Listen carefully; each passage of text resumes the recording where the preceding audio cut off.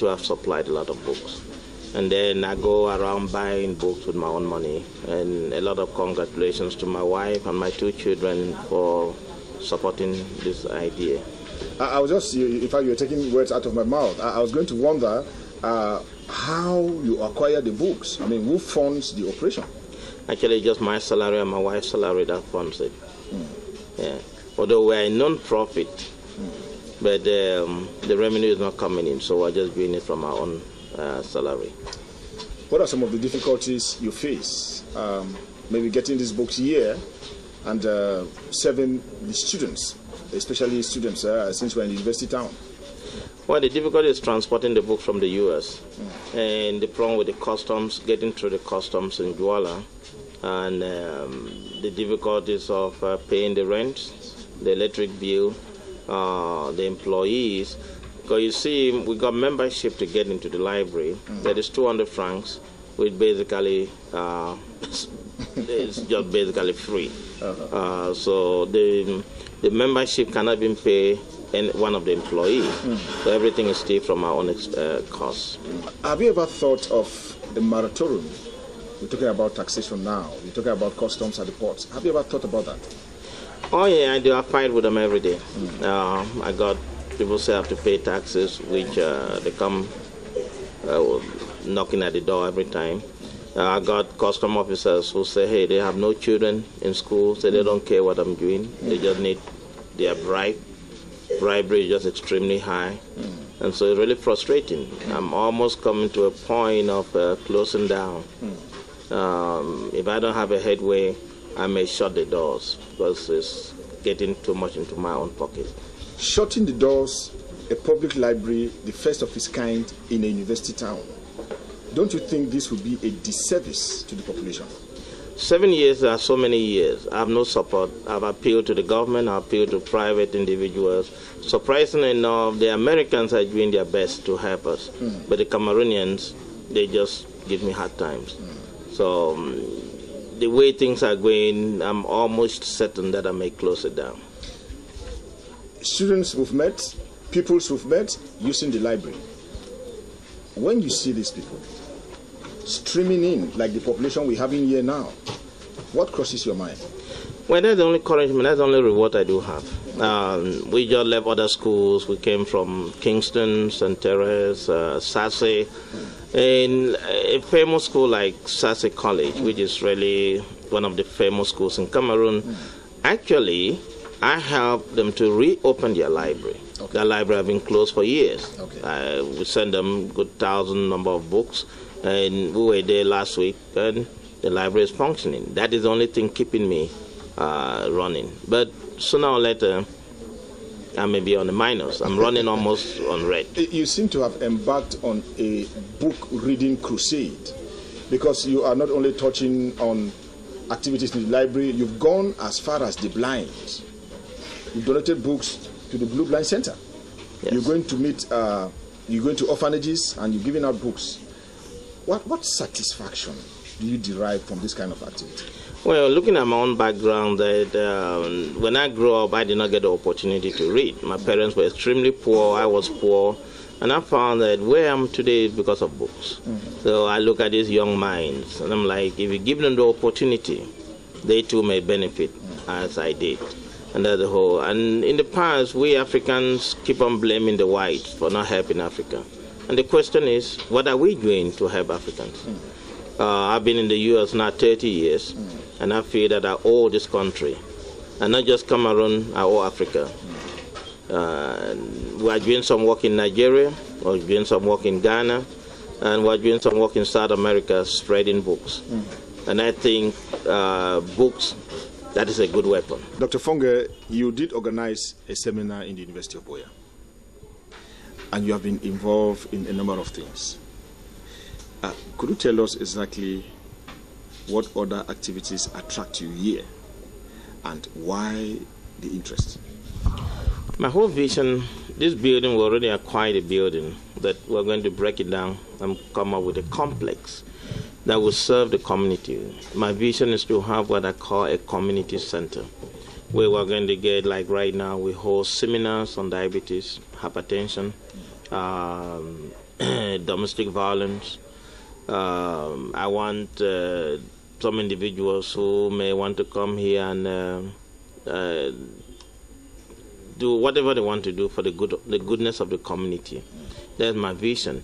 We need to get the internet in here.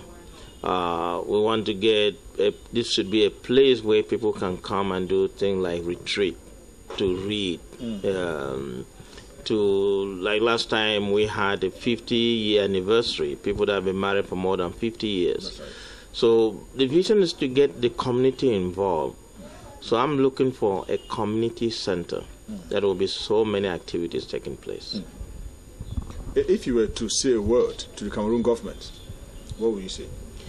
Well, my challenge to the Cameroon government is that they should support those of us who are trying to contribute our own share to the community. They should try to lessen the taxes, the harassment, the government officers coming in here wanting people to pay unnecessary taxes. I think the government should support. We are here to help the community. We're not here to destroy the community. But we're getting no support, no moral support, nothing from the government. Dr. Fonge, these books, you get them from the United States and ship them here. Now, if you were to talk to the United States government, what would you tell the government? First, I need to give credits to Laura Bush, the First Lady. She wrote me a personal note supporting what I do. I'm from Texas, which we're proud of the state. The governor of Texas also wrote a note to me supporting what I do. The president of my school, Dr. Hodges, my immediate boss, Dr. Sue. These individuals actually see what I'm doing, and they're giving me all the necessary tools. So to the people of the United States, I would say congratulations to them for helping us. In mine, it's a terrible thing to waste. And a child getting a book is the best offer you can give to a child. And what would you tell the community you are serving? What I need to tell them is to encourage your children to come in here. Actually, the building is funny looking, but inside this building, there's a gold mine. What I need the community to do is to come here and explore the knowledge in here. I want to say, Dr. Fonge, that this is actually, this arrangement is a tremendous success. But I want to find out your wife's impression about what you do here. She's very supportive. Initially, she thought I was going to do it for a month. As a matter of fact, I talked to her this morning. She's leaving Houston to New York, and she will be here tomorrow to join me in some of these activities. The other day, your son put in place some gifts for the Handicap Center. Just to find out from you, what part does he play in this whole arrangement? My son was born in the United States. When we had the first seminar on diabetic screening, he was part of it, and I never knew he was taking note of it.